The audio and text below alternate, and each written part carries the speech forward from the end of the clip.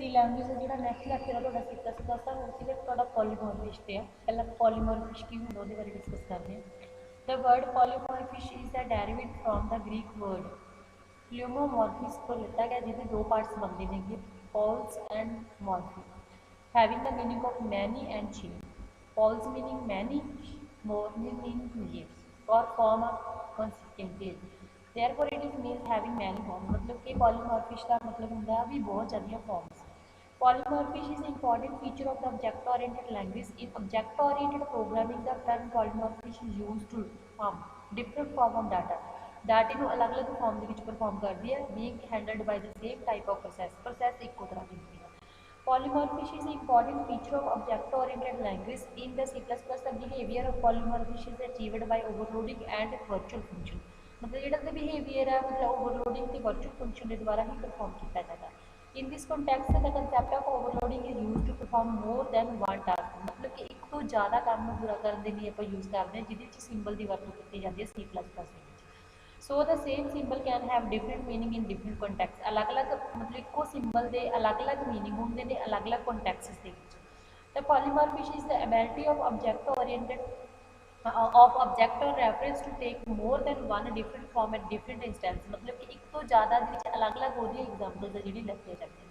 It is an ability to treat an object of any subclass of base class as if it is were object of the base class मतलब ये योग्यता होंगी है मतलब जे कोई भी ऑब्जेक्ट है किसी भी सब क्लास का भी बेस क्लास का कोई भी ऑब्जेक्ट है मतलब सब क्लास के which if it is were object of the base class मतलब कि वो ऑब्जेक्ट होगा का बेस क्लास का भी होगा। Base class has therefore many forms बहुत सारी फॉर्म्स होंगे ने base class itself and any of its sub classes जी अपन सब क्लासेस होंगे ने।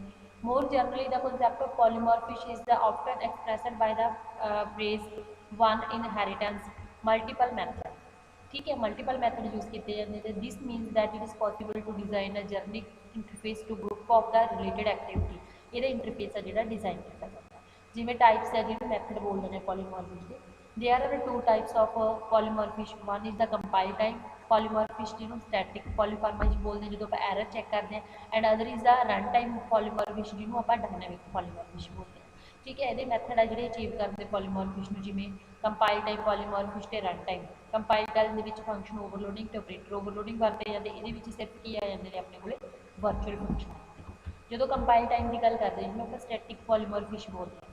In the compile time like that static polymorphism the compiler resolve the during the compile time which implementation to call for method having the common name कहते भी मतलब कि compile time जो compiler implementation करता किसी भी प्रोग्राम की ठीक है तो उस मतलब कि कॉमन इन्हों का नेम होंगे it means that code associated with the function call is linked at compile time मतलब कि जोड़े कोड यूज किए जाते हैं भी वो function call is linked at compile time से ही लिंक किए जाते हैं ठीक है।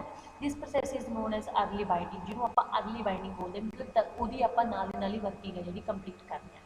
Connecting a function call to function body मतलब कि फंक्शन की बॉडी के नाल जो फंक्शन कॉल को कनैक्ट किया जाता है बाइंडिंग बोलते हैं। With bindings performed before the program जो बाइंडिंग प्रोग्राम रन करने तो पहला परफॉर्म की जाती है तो उन्होंने आप की बोलते हैं अर्ली बाइंडिंग बोलते हैं। Early binding is also known as static binding और कंपाइल टाइम बाइंडिंग तो उन्होंने आप कंपाइल टाइम बाइंडिंग के नाम जाते हैं। In C++, the static polymorphism is accomplished by using the function overloading and operator overloading. दो तरह के यूज किए जाते function एक operator. Here the term overloading refer to multiple meaning of the same name or symbol. मतलब eco name से symbol के multiple meaning लेंदी है।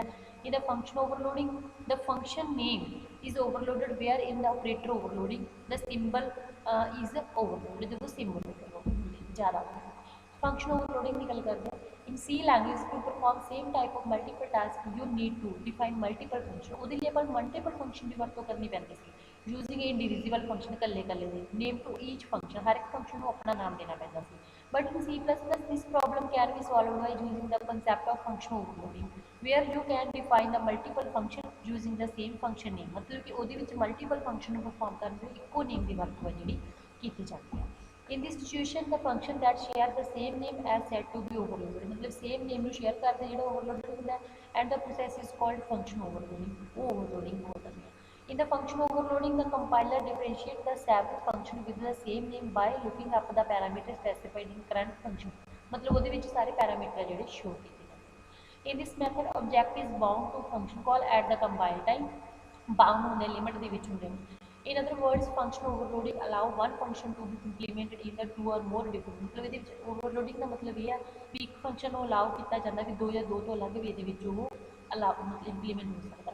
ਈਚ ਪਰਫਾਰਮਿੰਗ ਦਾ ਸੈਪਰੇਟ ਟੈਸਟ, ਹਰ ਦਾ ਆਪਣਾ ਆਪਣਾ ਕੰਮ ਹੋਊਗਾ। ਰੂਲ ਫਾਰ ਫੰਕਸ਼ਨ ਓਵਰਲੋਡਿੰਗ ਲਈ ਕਿਹੜੇ ਕਿਹੜੇ ਹੁੰਦੇ ਨੇ ਬੇਟਾ? all the overloaded functions should have the same name same ਹੁੰਦਾ। the number of the argument may different like that void show ਕਰਨਾ int I integer type variable ਹੈ, ਇਹਦੇ ਵਿੱਚ float type ਕਰਵਾਤਾ, ਇਹਦੇ ਵਿੱਚ double ਕਰਵਾਤਾ। data type of argument may different like void show int float ਤੇ data type ਅਲੱਗ ਅਲੱਗ use ਕੀਤੀ ਹੈ। order of argument may different like int float int ਇਦਾਂ ਹੋ ਸਕਦਾ। फॉर एग्जाम्पल ठीक है पैरीमीटर है इंट रेडियस के पास किया, पैरीमीटर इंट लैंथ ते विड्थ की गल की है। इतने फंक्शन आप स्केयर का लगाया, इतने रेक्टेंगल का लगाया, इतने ट्रायंगल का लगाया। As given above in function overloading more than one function are defined with the same name but with different parameter अलग अलग है। तो एग्जाम्पल के आप देखते हैं जिवें उसी तरह पहला हैडर फाइल हुई है iosotream.h हैडर फाइल है, audio.h भी हैडर फाइल होगी थोड़ी ठीक है। वाइड जिवें ऐड का इंटीजर टाइप डाटा पास कर रहे हैं, ये दो वेरीएबल पास किए, इतने तीन किए, इतने चार कर ठीक है। इस तरह वाइड मेन इंट ABC चार वेरीएबल लास्ट करिए एंटर का 4 इंटीजर एंटर करांगे आप कर ले। उस तो बाद पहला 2 ऐड किया, फिर 3 ऐड किया, फिर 4 ऐड किया। इस तरह वाइड पहला ऐड इंट दो तरह के वेरीएबल पास किए उन्होंने सम शो कराता, फिर आप 3 तरह के किए तीनों का शो कराता, फिर आप 4 तरह के किए फिर 4 का शो करवाता। तब इंटर 4 इंटीजर वैल्यू 4 करने पहला ये कितनी 10 20 आ गई ठीक है 10 20। उस तो बाद 30 40 एडिशन ऑफ फर्स्ट 2 इंटीजर है 10 20 का 30 हो गया, एडिशन ऑफ फर्स्ट 3 है 10 20 30 हो गया, फिर 30 60 हो गया, फिर 60 100 ऐड किया। ये प्रोग्रेस का मतलब अलग अलग फंक्शन परफॉर्म होंगे आप कर सकते हैं। अगला जो रह गया टॉपिक जो आप नैक्सट सैक्शन के करेंगे वो बेटा फोकस होगा।